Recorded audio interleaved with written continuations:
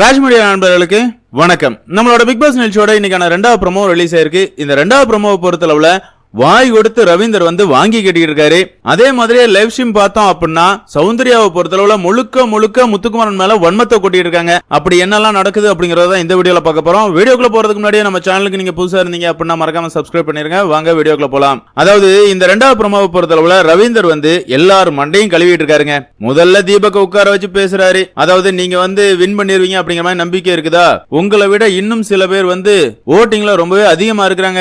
பெட்டி எடுக்கிறது புத்திசாலி முடிவு அப்படிங்கிற மாதிரி தீபக்கோட மண்டையை கழுவுறாரு. அதுக்கப்புறமா பார்த்தோம் அப்படின்னா ரயானை உட்கார வச்சு அவர் மண்டையை கழுவிட்டு இருக்காரு. ரயான், உன்னோட விளையாட்டு டிக்கெட் டு ஃபினாலே டிக்கெட் டாஸ்க்ல வேற லெவல்ல இருந்துச்சு. டிக்கெட் டு ஃபினாலே டிக்கெட்டை வின் பண்ணவன கூட மறந்துடுவாங்க. ஆனா பெட்டி எடுத்தவன யாருமே மறக்க மாட்டாங்க. பெட்டி எடுக்கிறது ரொம்பவே புத்திசாலித்தனமான முடிவு அப்படிங்கிற மாதிரி ரயானோட மண்டையும் கழுவுறாரு. அந்த இடத்துல ரயான் இல்ல, எனக்கு பெட்டி எடுக்கிறத விட ஃபைனலிஸ்டா இந்த பிக் பாஸ் வீட்டுக்குள்ள இருக்கிறது தான் பெருமை அப்படிங்கிற மாதிரி சொல்லி இருக்காரு. இருந்தாலும் அந்த இடத்துல ரவீந்தர் எப்பா பெட்டி எடுத்துட்டு போனாலுமே நீதானப்பா முதல் ஃபைனலிஸ்டா தேர்வாயிருக்க, அந்த பெருமை உனக்கு இருக்கு இல்ல, பெட்டி எடுக்கிறது தானே புத்திசாலித்தனமான முடிவு அப்படிங்கிற மாதிரி ரயானுக்கு அட்வைஸ் எல்லாம் கொடுக்கறாரு. என்ன பொறுத்தளவுல ரவீந்தர் பண்றது மிகப்பெரிய தவறு அப்படின்னே சொல்லுவேன். எதுக்காக அப்படின்னு பார்த்தோம்னா பெட்டி எடுக்கிறவன் தான் பிஸ்தா அப்படிங்கிறது தான் பிக் பாஸோட ஃபார்மேட். ஆமா தானங்க, டைட்டில் வின்னரை தவிர மீதி யாருக்குமே எந்த ஒரு பிரைஸ் அமௌண்ட்டுமே கிடைக்காது. ஆனா கரெக்டா யோசிச்சு பெட்டி எடுத்துட்டு வெளியே போறவன் உண்மையாவே வேற லெவல் மாசு அப்படின்னு தான் சொல்லுவேன். எதுக்காகனா இது ரன்னருக்கு சமமான ஒரு தொகை. அது மட்டும் இல்லங்க, சும்மா வெளியே போறதுக்கு ஒரு அமௌண்ட் தூக்கிட்டு வெளியே போறது எவ்வளவு பெரிய புத்திசாலித்தனம். இந்த முடிவை அவனுங்களா எடுக்கணுமே தவிர ரவீந்தர் ஒரு ஆளுக்கு இன்ஃபுளுன்ஸ் பண்ணக்கூடாது. அது மட்டும் இல்ல, என்ன பொறுத்தளவுல ரயானா இருக்கட்டும் பவித்ராவா இருக்கட்டும் ஃபைனல் வீக்குக்கு தகுதி இல்லாத நபர்கள் அப்படின்னே சொல்லலாம். இவங்களை விட ரொம்பவே திறமையா முதல் நாள்ல இருந்து வெளியேற வரைக்கும் விளையாண்டவங்க எல்லாருமே வெளியே போயிட்டாங்க. ரயானா பொறுத்தளவுல டிடிஎஃப் டாஸ்க மட்டும்தான் வேற லெவல்ல பண்ணாரு. மீதி உள்ள வாரங்கள்ல முழுக்க ஜாக்லின் சௌந்தர்யா இந்த 2 பேருக்கும் சொம்பு தூக்கிட்டு தான் அலைஞ்சாரே தவிர வேற எதுவும் பெருசா பிக் பாஸ் வீட்டுக்குள்ள பண்ணவே இல்ல. அதே மாதிரி தான் பவித்ராவை பொறுத்தளவுல முழுக்க ஊர்க்கலை வேலையை தான் பாத்துக்கிட்டு இருக்காங்க. அவங்க 90 நாள கடந்ததே பெரிய விஷயம். அப்படி இருக்கும்போது அவங்களுக்கு எல்லாம் பெட்டி போக கூடாது அப்படிங்கறத என்னோட எண்ணம். என்னதான் இருந்தாலும் என்ன பொறுத்தளவுல தீபக் இந்த பணப்பட்டி எடுத்தார் அப்படின்னா அது ரொம்பவே சிறப்பா இருக்கும் அப்படிங்கறது என்னோட கருத்து. ஆமாங்க, எப்படிதான் இருந்தாலும் தீபக்க ரன்னரா கொண்டு வர மாட்டானுங்க மாமா டிவியை பொறுத்தளவுல விஷால் ஜாக்லின் இவங்க 2 பேருக்கும் தான் முக்கியத்துவம் கொடுப்பாங்க. என்னதான் இருந்தாலும் இந்த சீசனை பொறுத்தளவுல டைட்டில் வின்னர் முத்துக்குமரன் அப்படிங்கிறது உறுதிப்படுத்தப்பட்ட ஒன்னாயிருச்சு. இனி ரன்னரா யாரு வரப்போறாங்க, யாரு பெட்டி எடுக்க போறாங்க அப்படிங்கறது தான் எதிர்பார்ப்பு. ஆனா ரவீந்தர் பொறுத்தளவுல இந்த இடத்துல கேமை சேஞ்ச் பண்ண போறேன் அப்படிங்கிற மாதிரி ஒரு கேம் ஆடிட்டு இருக்காரு. பாக்குறதுக்கே நமக்கும் கடுப்பாக தான் செஞ்சு.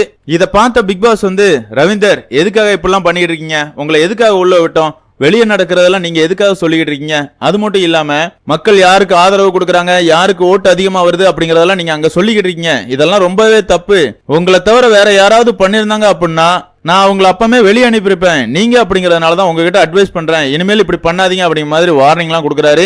அதே மாதிரி இன்னொரு சைட் பார்த்தோம் அப்படின்னா வர்ஷினி கூட சௌந்தர்யா உட்கார்ந்து முழுக்க முத்துக்குமரன் மேல வன்மத்தை கொட்டிக்கிட்டு இருக்காங்க. அதாவது எக்ஸ் கண்டஸ்டன்டா வந்தவங்க எல்லாருமே முத்துக்குமரனை தான் பாராட்டுறீங்க, முத்துக்குமரன் தான் டைட்டில் வின்னர் அப்படிங்கிற மாதிரி பேசுறீங்க.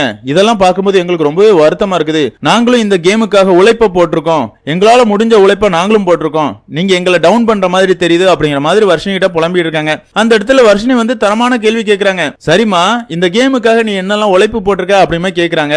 அதுக்கு பதில் சௌந்தர்யா கிட்ட கிடையாது. ஆமாங்க, ஏதாவது ஒண்ணு பண்ணிருந்தா தானே சொல்ல முடியும். இவங்களை பொறுத்தளவுல டான்ஸ் ஆட தெரியாது, பேச தெரியாது, தமிழ் தெரியாது, மத்தவங்களை மார்க் பண்றது, ப்ரொவோக் பண்றது, இரிட்டேட் பண்றது, அசிங்கப்படுத்துறது, இதை மட்டும் தான் சரியா பண்ணிட்டு இருந்தாங்க. இந்த திறமைகளுக்கெல்லாம் மக்கள் ஓட்டு போடுவாங்களா, இத ஒரு திறமையா முதல்ல பேச முடியுமா அப்படிங்கிற மாதிரி சௌந்தர்யா வாய மூடிட்டு இருக்காங்க. அது மட்டும் இல்லாம அந்த இடத்துல வர்ஷினி ஓபனா சொல்றாங்க, இல்லம்மா உன்னை பொறுத்தளவுல கேமுக்காக போலியா நடிக்கிற மாதிரி இருக்குது. உன்னோட ஃபேமிலி பிக் பாஸ் வீட்டுக்குள்ள வரும்போது நீ வெளியே இப்படிப்பட்டவ கிடையாது, இந்த கேமுக்காக தான் இப்படி போலியா இருக்கிற அப்படிங்கிற எல்லா உண்மைகளையும் சொல்லிட்டாங்க. இதனால உன் மேல ஒரு தவறான அபிப்பிராயம் இருக்குது. அதே நேரத்துல கேம் எப்ப வேணாலும் மாறலாம். போன வாரம் கூட ரயான் வேற லெவல்ல மாஸ் பண்ணியிருந்தாரு. அதனாலதான் அவர் டைரக்டா முதல் ஃபைனலிஸ்டா தேர்வாயிருக்காரு. அப்படி மாற்றம் எந்த நேரத்திலையும் உண்டாகலாம். உன்னை பொறுத்தளவுல உன்னோட கேமை கொண்டு வா, எதுக்காக முத்துக்குமரனை மத்தவங்க எல்லாம் பாராட்டுறாங்க அப்படிங்கிற மாதிரி புலம்பிக்கிட்டு இருக்க. உன்னால முடியும் அப்படின்னா முத்துக்குமரனை எப்படி காலி பண்ணலாம் அப்படிங்கறத நீ யோசி.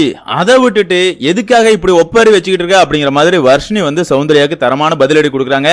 இருந்தாலும் சௌந்தர்யால ஏத்துக்கவே முடியலங்க. சௌந்தர்யா பொறுத்தளவுல நேத்து முழுக்க ஊர்கிழவி பவித்ரா கூட உட்கார்ந்து புலம்பிக்கிட்டு இருந்தாங்க. முத்துக்குமரன் தான் டைட்டில் வின்னர் போல, நம்ம திறமைகள் யாருக்குமே தெரிய மாட்டேங்குது, தமிழ் தெரிஞ்சா மட்டும்தான் பிக் பாஸ்ல விளையாட முடியுமா அப்படிங்கிற மாதிரி கதறி இருக்காங்க. ஏமா பேச்சு திறமை மட்டுமே ஒரு வெற்றியாளரை தேர்வு பண்ணுமா அப்படின்னு கேட்டேன்னா கண்டிப்பா கிடையாது.